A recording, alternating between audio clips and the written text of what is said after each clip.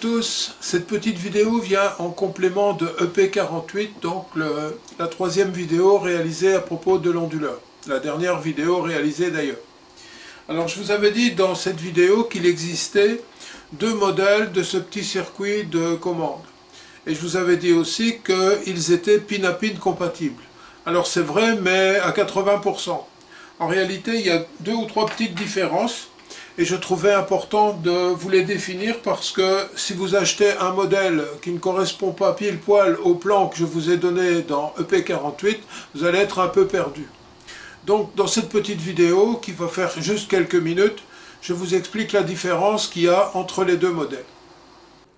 Alors comme je vous le disais dans la présentation, je vais me concentrer dans cette petite vidéo sur la différence qui existe entre ces deux circuits.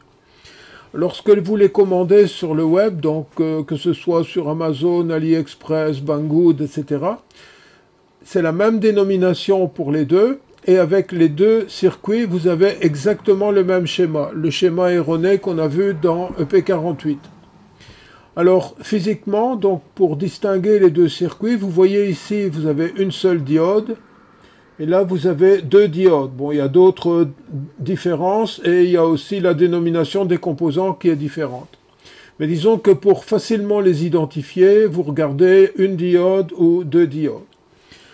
Alors, naïvement, étant donné que les circuits ont la même dénomination sur les différents sites et qui sont accompagnés du même schéma, naïvement, j'ai compris que les pins étaient compatibles d'un circuit à l'autre. Alors c'est vrai pour les 6 premières pins, de 1 à 6. Par contre, la pin 7 et la pin 8, les sécurités vont fonctionner un peu différemment.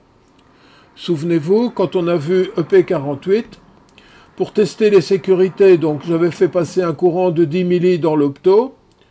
Là, au niveau de ce second circuit, ça fonctionne exactement de la même façon.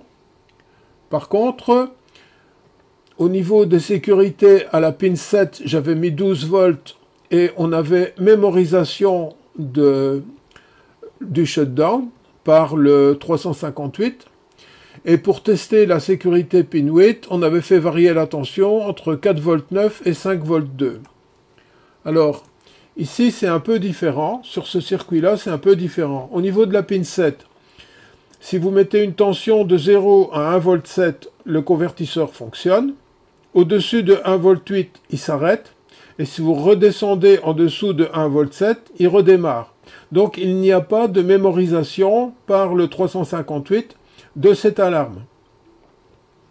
Sur la pin 8, plutôt que d'avoir une sécurité qui fonctionnait entre 4 volts 9 et 5 volts 2, comme on avait sur le premier circuit, on a maintenant de 0 à 2 volts et demi, le convertisseur fonctionne.